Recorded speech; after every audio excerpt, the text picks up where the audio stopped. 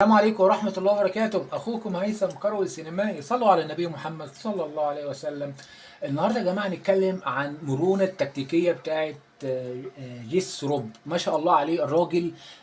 يعني بقاله 48 ساعة في القاهرة وفي النادي الأهلي، وفي كلام عليه جامد جدا إن الراجل عنده مرونة تكتيكية. بيلعب بخطط مختلفة. عنده سلاسة، مش قافل على حاجة معينة. بيلعب ساعات 4-1 4-1، بيلعب ساعات 3-2 3-2. مرة لعب 3-4-2-1. بالخطط دي يا جماعة، بالفرقة بتاعته اللي هي اكسبورج قصاد ليفركوزن الألماني وفرانكفورت وشتوتجارت الالماني برضو. يعني الراجل لا يهاب وعنده مرونه تكتيكيه، ودي حاجه يعني تنفعنا جدا كمشجعين النادي الاهلي، بنحب النادي والكيان. جيس روب يا جماعه قابل حسين الشحات في الاوضه بتاعه اللبس، هو واحمد عبد القادر، ويعني القى بصراحه اعجابه جدا بيهم.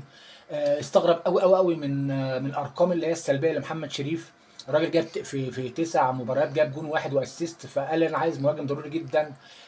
كابتن وليد صلاح الدين قال له حاضر يا كابتن، فقال له عجبه مصطفى محمد، لان جيس روب يعني متابع النادي الاهلي بقاله تقريبا من شهر، من قبل مباراه القمه وهو متابع النادي الاهلي. فقال له لا انا عايز مهاجم. قال له مصطفى محمد صعب نجيبه، طب في حد تاني؟ قال له في اسامه فيصل ممكن نشوفه يا كوتش. الراجل يا جماعه سو اكسايتد، متحمس جدا.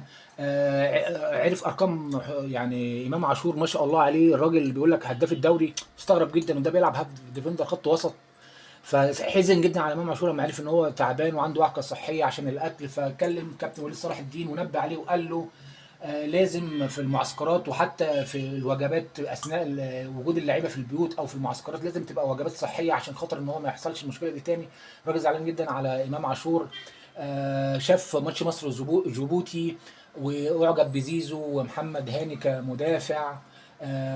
والنهارده طبعا دلوقتي الماتش شغال، طبعا ماتش غينيا بيساو ومصر. الراجل في استاد القاهره حاليا، اكيد انتوا شفتوه، بيتفرج على الماتش عشان عايز يتابع اللعيبه لايف من المباراه.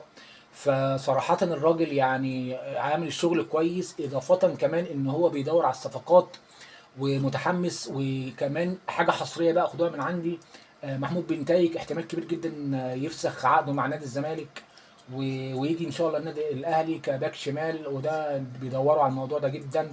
يا جماعه صدقوني يعني جيس روب شكله صفقه محترمه وهينفع النادي. انا مستني رايكم في التعليقات والكومنتات واشتراك للقناه، وقولوا لي ايه رايكم في جيس روب بدايه من الامر كده. السلام عليكم ورحمه الله.